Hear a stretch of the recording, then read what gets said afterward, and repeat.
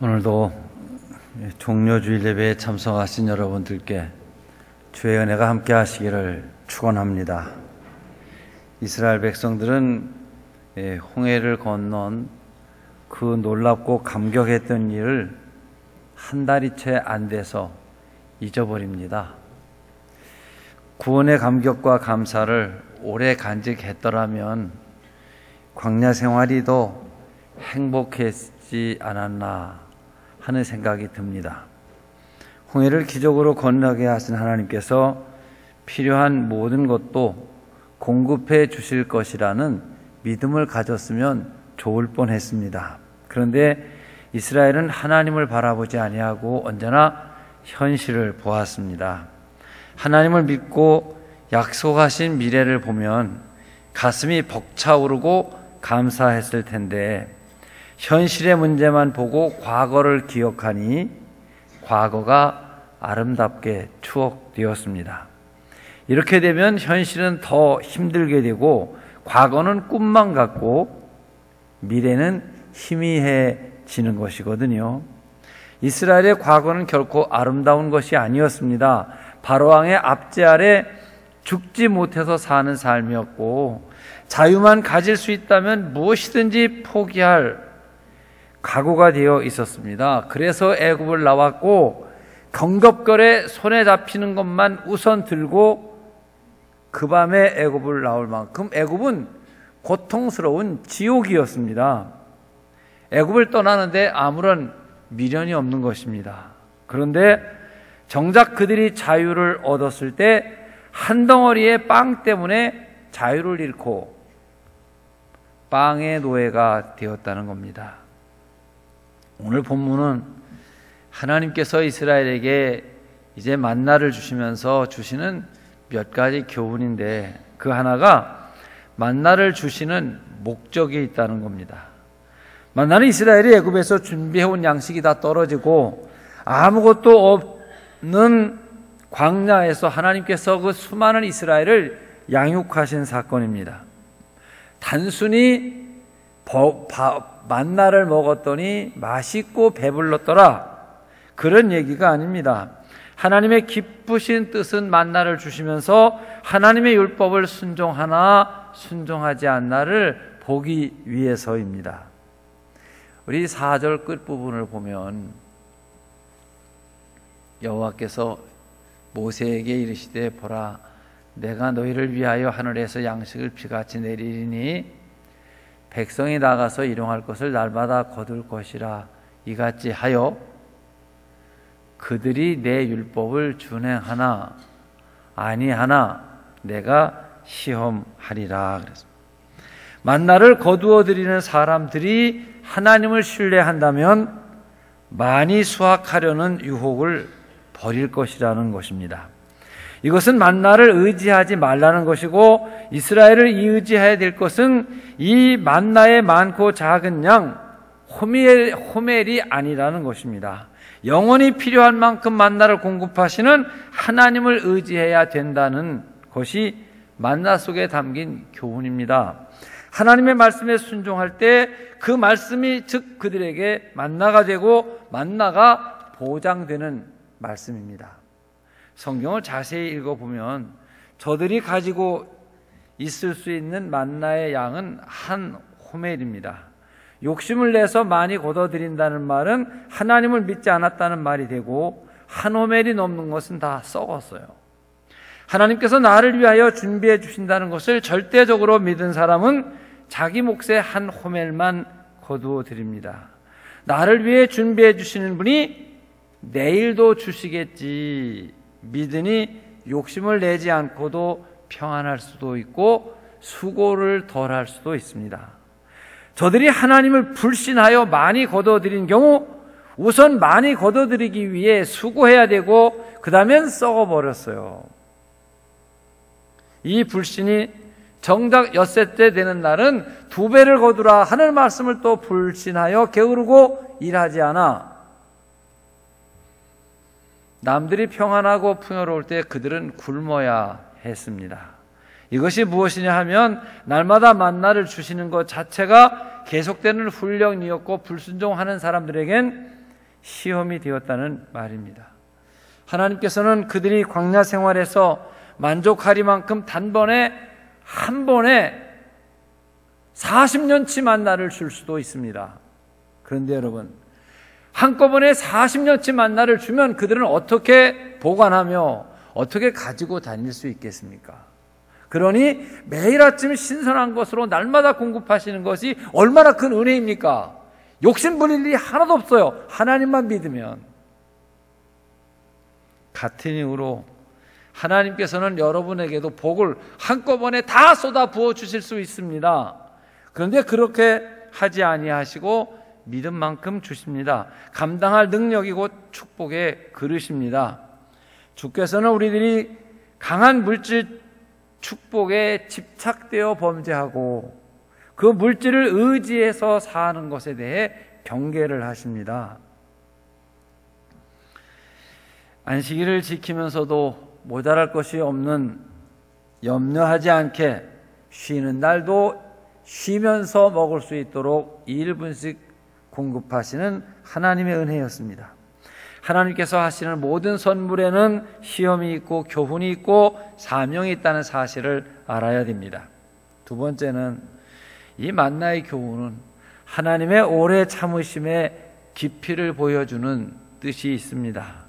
본문 전후 배경을 보게 되면 하나님께서 이스라엘에게 만나를 주신 이유가 저들이 원망했기 때문이라고 말합니다. 본문은 분명히 모세는 하나님께서 만나를 주신 이유가, 우리 8절 9절 좀 보세요. 모세가 또 이르되 여호와께서 저녁에는 너희에게 고기를 주어 먹이시고 아침에는 떡으로 배불리시리니 이는 여호와께서 자기를 향하여 너희가 원망하는 그 말을 들으셨기 때문이라는 거예요. 우리가 누구냐? 너희의 원망은 우리를 향하여 함이 아니요 여호와를 향하여 함이로다. 9절. 모세가 또 아론에게 이르되 이스라엘 자손의 온 회중에게 말하기를 여호와께 가까이 나오라. 여호와께서 너희의 원망함을 들으셨느니라 하라. 자, 만나를 주신 뜻이 저들의 탐욕으로 생긴 원망과 불평에 대한 하나님의 응답입니다. 그들의 원망이 모세와 아론 지도자들을 향한 것 같지만 실제적으로 7절 8절 오늘 본문은 하나님을 향해서 그들이 원망했기 때문에 주신 게 만나라는 거예요. 하나님께서는 원망 불평하는 자녀에게 매를 치지 아니하시고 신속하게 응답을 해주심으로 그들의 불신앙을 가르쳐 주시고 부끄러움을 느껴 깨닫게 해주시기 위해서 만나를 주셨습니다. 하나님께서는 벌을 주셔야 할 때 즉시 벌을 내리기도 하십니다. 그러나 응하실 때 그대로 응해 주십니다. 때로는 그 자녀들의 불신앙이 하나님의 마음을 움직이게 하는 것도 사실입니다. 불신앙이 차차 변하여 신앙으로 돌아올 것을 믿으심으로 참으시며 베풀고 기다리신다는 거예요. 여러분도 분명 그런 일이 있으실 겁니다. 일방적으로 하나님 앞에 내 기도 제목을 정해놓고 하나님 이 기도 들어주지 아니하시면 나 예수 안 믿을 겁니다. 이게 부흥사들은 땡깡 기도라고 해요. 이걸 또 협박 기도라고도 해요. 말도 안 되는 것입니다. 그런데 하나님께서는 이 말도 안 되는 협박 기도에 응답을 해주는 경우가 있습니다. 또 하나님께서 기도 응답해 주시면 곧 잊어버리고 이행하지 않을 것을 알면서도 하나님은 우리의 서원 기도에 응답해 주시기도 하십니다. 창세기 28장 루스 광야에서 야곱이 한 서원 기도를 생각해 보십시오. 야곱은 한밤중 생전 처음 부모 곁을 떠나서 예측할 수 없는 현실과 미래에 대해 두려움과 불안하여 하나님 앞에 서원 기도를 합니다. 하나님께서 나와 함께 하셔서 약속하신 말씀을 다 이루어 주시면 내가 배기하였던 이 돌이 하나님의 전이 될 것이며 내가 일생을 11조를 드리겠습니다. 그런데 야곱은 그 서원 안 지켰습니다. 하나님은 그 서원 기도를 다 응답해 주셔서 억만장자가 되고 금이 환향케 하셨습니다. 그런데 금이 환향하는 야곱이 베델로 올라가 서원 기도를 갚는 것이 아니라 숫곳 세겜에 나가 외양간을 짓고 하나님이 주신 그 부를 마음껏 누리고 세상 잠에 깊이 빠져버립니다. 그러면 여러분, 하나님이 야곱에게 속으신 겁니까? 사기당하신 거예요? 아마 하나님은 야곱이 지금 상황이 아주 어려우니까 이 사막에서 서원 기도를 드리지 이 녀석이 분명 이 기도 갚지 않을 거라는 거 아셨을지도 모릅니다. 그러나 여러분, 창세기 35장을 보게 되면 야곱이 서원 기도를 지킵니다. 드디어 베델로 올라가자 환난 날에 나와 함께 하셨던 여호와께 올라가 내가 단을 쌓으리라 하고 야곱 가족이 베델을 향해 올라갑니다.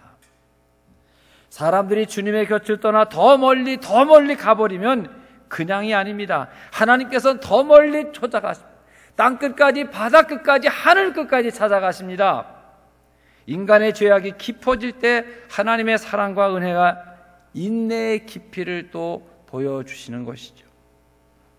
세 번째 만나는 영원한 진리에 대한 일시적인 형태의 계시입니다. 만나는 이스라엘에게 하루분의 양식을 주는 사건이죠. 우리 예수님은 40일 금식하신 후 시험하는 이에게 사람이 떡으로만 사는 것이 아니라 하나님의 입으로 나오는 그 말씀으로 사는 것이다 라고 선언하셨어요. 이 말씀이 곧 진리에 대한 증거요, 그 의미의 해석인데, 만나를 주시지만 하나님 말씀 순종하는 것으로 사는 것이다, 이것을 만나를 통해서 알려주고 계시다는 거예요. 하나님은 여러분들에게 식량을 제공하실 수 있고 여러분의 생명을 유지할 수 있는 여러 가지 방법들을 갖고 계신 분이 하나님이십니다. 생명의 양식인 말씀으로 영혼을 채우시고 육신의 양식인 만나를 채우시며 벳세다 광야에서 5,000명을 보리떡 5개와 물고기 2마리로 배부르게 먹여주셨습니다. 지금도 200만이라고 헤아릴지 300만이라고 헤아릴지 이 많은 숫자를 40년 동안 만나를 공급해 살게 하셨습니다. 음식 없이 모세는 시내산에서 40주야를 입고 내려오는데 그 얼굴이 광채가 빛나 사람들이 얼굴을 가려달라고 하는 이야기가 나옵니다. 엘리야는 사르밧 과부 집에 한 움큼의 밀가루와 몇 방울의 그 기름을 갖고 3년 6개월 흉년 속에서 사는 기적을 체험하기도 했죠. 우리 예수님은 마태복음 4장 11절 이하에서 40일 금식 기도를 하시면서 천사가 수종드는 일을 경험하시기도 했습니다. 그런데 저들이 가나안 땅에 들어가서 첫 곡식을 생산하고 나니 기적의 만나는 멈춰지게 되죠. 그러나 이 세상의 자연적인 방법도 하나님이 사용하시는 방법이 될 수 있다는 것이죠. 자, 여기 농사짓는 농부는 그 해에 밀농사를 풍성하게 농사지어 밀가루를 생산했습니다. 여기 제과점의 한 기술자는 그 밀가루를 사다가 빵을 만들어서 진열장에 놓고 손님 오기를 기다렸더니 여러분들은 각자의 직장이나 사업을 통하여 번 돈을 갖고 그 빵을 사다 드실 경우 그 빵도 하나님이 주신 만나요, 하나님이 주신 선물이라는 것이죠. 만나는 여호수아서 5장 12절에 약속의 땅에서 그들이 곡식을 생산해 먹을 때 그치게 되었습니다.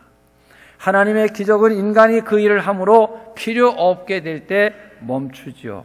그렇다면 이제 스스로 준비한 그 식탁 속에서 하나님이 주시는 선물 만나를 보는 신앙의 눈을 가져야 한다는 말입니다. 하나님의 기적은 인간의 능력과 지혜로 그것을 이룰 때 더 필요 없게 되지요. 오늘 풍성한 식탁을 준비해 먹을 수 있다면 오늘까지 만나를 주신 하나님께 우리는 감사해야 했고, 그러므로 말씀의 터 위에서 진리를 깨달은 사람에겐 생애의 근거와 생애 유지시키는 참 양식이 떡이 아니라 말씀이라는 것을 깨달으며 삽니다. 가장 풍성한 때에도 하나님의 은혜를 잊어서는 안 되고, 가장 궁핍한 가운데에서도 하나님의 말씀에 의해 산다는 확고한 신앙을 잊어서는 안 된다는 것입니다. 마지막으로 만나는 예수님의 모형입니다.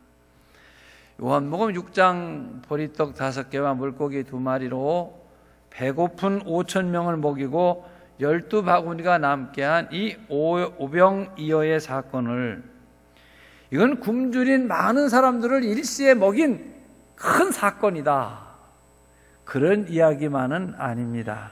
여기 만나를 주신 메시아가 와 계시다는 이야기를 하고 있는 거예요. 하나님은 저들에게 영혼을 위한 만나를 주실 뿐만 아니라 예수님 자신이 만나라고 선언을 하셨습니다. 그리스도는 만나에서 죽은 시대에 육신을 살게 했던 만나 이상의 만나이십니다. 그때 만나처럼 그리스도는 하늘로부터 오셨고 자신이 만나처럼 양식 자체라고 선언하시는 것입니다. 그때 그 만나와는 달리 그리스도는 굶주린 영혼의 필요를 영원히 만족시킬 수 있어 결코 죽지 않는 영적 생명을 전달하는 온 세상을 위한 생명의 양식으로 태어났으며 베들레헴이란 말이 떡집이란 말인데 그 떡집에 생명의 떡 만나로 오셨음을 선언하십니다. 예수님께서는 자기가 세상에 생명을 주는 하늘에서 내려온 참떡이심을 선포하셨고 예수님의 살이 참된 양식이며 예수의 흘린 피가 참된 음료수로 말씀하셨습니다. 예수 그리스도의 대속의 죽으심은 우리에게 주시는 만나이셨습니다. 만나가 예수님이신 것은 그리스도께서 하늘로부터 왔고 저마다 믿음의 행위로 우리 것을 삼을 때 영혼의 꿀처럼 생명을 상징하는 것입니다. 만나가 내릴 당시 광야의 이스라엘 사람들은 진 밖에 나가면 만나가 지천입니다. 그러나 자기가 나아가 만나를 수확해 와야만 살 수 있었습니다. 그리스도의 생명의 은혜가 모든 사람에게 다 주어져 있지만 각자의 믿음으로 생명의 주로 고백하고 생명의 양식으로 고백하고 생명수 샘으로 고백하는 사람에게만 생명수가 되고 생명의 떡이 되고 생명의 양식이 된다는 말입니다.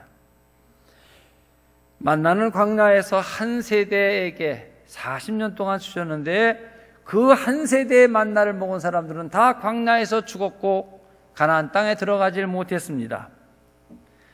이제 이 떡 예수는 영원 동일하십니다. 시간적으로 영원한 만나 있습니다. 모든 인종, 모든 민족, 모든 것을 초월하여 믿기만 하면 살게 하는 생명의 떡 만나입니다. 오늘 우리는 생명의 만나 예수를 기념하고 예수님이 오실 때까지 예수는 생명의 떡이다. 누구든지 이 떡을 먹어야 산다. 이것을 전파해야 하는 것입니다. 기도하겠습니다. 사랑하시는 주님, 하나님께서는 이스라엘 백성들에게 만나를 주시면서도 저들이 하나님의 뜻을 알고 순종하나 순종하지 않나를 보시기로 했고 그 만나 속에는 하나님의 율법이 담겨져 있어 지키는 자만, 깨달은 자만 가나안 땅에 가는 은혜가 있습니다.